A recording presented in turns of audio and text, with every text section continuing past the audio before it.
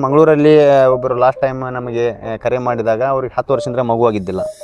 ಅವರು IVF ಕೃತಕ ಗರ್ಭಧಾರಣೆ ಆಮೇಲೆ ಎಲ್ಲ ರೀತಿಯಾದಂತಹ ವ್ರತಗಳು ಮಾಡಿದರು, ಆಸ್ಪತ್ರೆಗಳು ಆಮೇಲೆ ಚಿಕಿತ್ಸಾ ಪದ್ಧತಿಗಳು, ಆಯುರ್ವೇದ, ಗೌಂಟಿ ಔಷಧ ಪ್ರತಿಯೊಂದೂ ಅವ್ರು ಪ್ರಯೋಗ ಮಾಡಿದಾಗ ಅವ್ರಿಗೆ ಆಗಿದ್ದಿಲ್ಲ. ನಮ್ಮ ಮಿರಾಕಲ್ ಫುಡ್ ಸಂಸ್ಥೆಯಿಂದ ಅವರಿಗೆ ಕೆಲವೊಂದು ಫುಡ್ ಥೆರಪಿ ಹಾಗೂ ಗ್ರೀನ್ ಜ್ಯೂಸ್ ಅಳವಡಿಸಿ ಕೊಟ್ಟ ಮೇಲೆ ಅವರಿಗೆ 6 ತಿಂಗಳಾದ್ಮೇಲೆ ಅವರೇ ಕರೆ ಮಾಡಿ ಕನ್ಸೀವ್ ಆಗಿದೆ ಅಂತ ಹೇಳಿದ್ರು. ಇಂಥ ಅದ್ಭುತಗಳ ಅನುಭವ ಆಗ್ತಾ ಇರ್ತವೆ. ಇದು ಪ್ರಕೃತಿ ವಿಸ್ಮಯ ಅಂತ ಹೇಳಕ್ಕೆ ಇಷ್ಟಪಡ್ತೀನಿ. ಸರ್, ಈಗ ನೀವು ಹೇಳಿದ್ರಿ ಗೌಟಿ ಔಷಧ ಅಂತ ಹೇಳಿ. ಸೊ ಮತ್ತೆ ಈಗ ನೀವು ಕೊಡುವಂಥದ್ದು ಯಾವ ಸರ್, ಯಾವುದ್ರೊಳಗೆ ಬರ್ತಿತ್ತು? ನಮ್ದು ಪ್ರಾಕೃತಿಕ ಆಹಾರ, ಆಮೇಲೆ ಈಗ ಆಹಾರವೇ ಔಷಧ.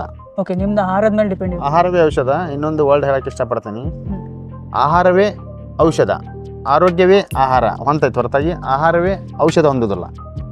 ಅರ್ಥ ಮಾಡ್ಕೊರು. ವರ್ಡ್ ಇನ್ನೊಮ್ಮೆ ಹೇಳ್ತಾನೆ, ಆರೋಗ್ಯವೇ ಆಹಾರ. ಆ ಬಂದಿದೆ, ಆಹಾರ ಆರೋಗ್ಯ. ಓಕೆ, ಆಹಾರವೇ ಆರೋಗ್ಯ, ಆರೋಗ್ಯ ಔಷಧಿ. ಆ ಔಷಧಿ ಹೊಂದೋದಿಲ್ಲ. ಅದಕ್ಕೆ ಪ್ರತಿಯೊಂದು ಇರೋದು ಆಹಾರದಲ್ಲಿದೆ.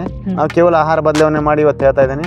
ಬಂಜೆತನದಲ್ಲಿ ಹಲವಾರು ವರ್ಷಗಳಿಂದ ಏನು ತಮ್ಮ ತಾಯ್ತನ ಆಗ್ತಾ ಇರೋದಿಲ್ಲ, ಎಷ್ಟು ಹರಕೆಗಳು ಮಾಡಿರ್ತಾರೆ, ಎಲ್ಲ ಆಸ್ಪತ್ರೆಗಳು ಮುಗಿದಿರ್ತವೆ, ಅವರಿಗೆ ಒಂದು ಆಶಾ ಕಿರಣನೇ ಇರೋದಿಲ್ಲ.